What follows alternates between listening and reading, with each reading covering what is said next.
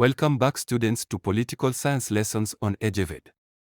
In the last lesson, we learnt about the highest organ of the Organization of African Unity, which is the Assembly of Heads of State and Government.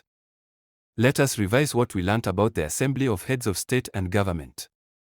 First, the Assembly is the highest decision-making organ of the OAU.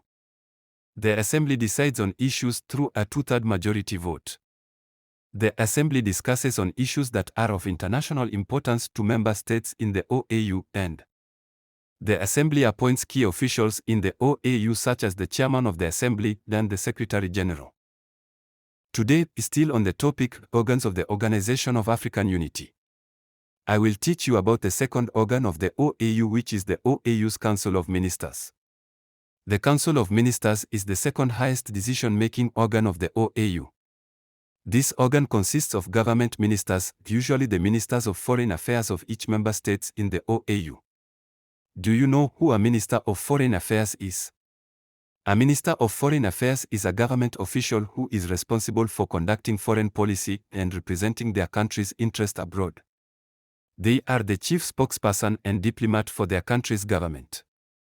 The Ministers of Foreign Affairs of each of the 55 member states of the OAU is what the Council of Ministers is made up of.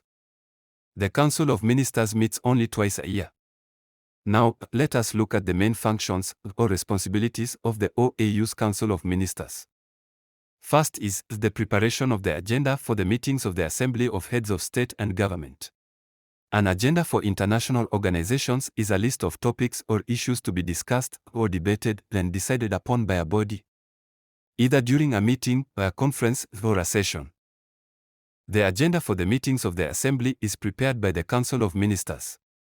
Second is implementing of the decision of the Assembly. The Council equally implements the decisions arrived at by the Assembly of Heads of State and Government. Third, the Council of Ministers prepares the annual budget of the OAU. The annual budget of international organizations is like a yearly financial plan that outlines how much money will be spent on various activities, programs, and operations to achieve their global goals. This financial plan of the OAU is called an annual budget, which is prepared by the OAU Secretary General and is approved by the Council of Ministers. Fourth is making recommendations to the Assembly. The Council of Ministers makes recommendations, discusses them, agrees on them, and then submits them to the Assembly for approval or rejection.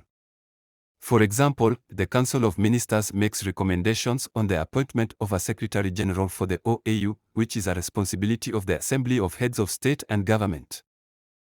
Key points which you need to know about the OAU's Council of Ministers include: the Council of Ministers is the second most powerful organ of the OAU. It is made up of the Ministers of Foreign Affairs of each member states in the OAU. The Council prepares the agenda for the meeting of the OAU's Assembly. The Council approves the annual budget of the OAU. The Council implements decisions made by the OAU's Assembly.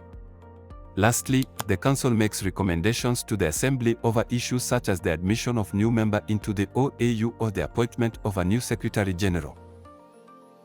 In the next class, we will learn about the third organ of the Organization of African Unity, which is the General Secretariat.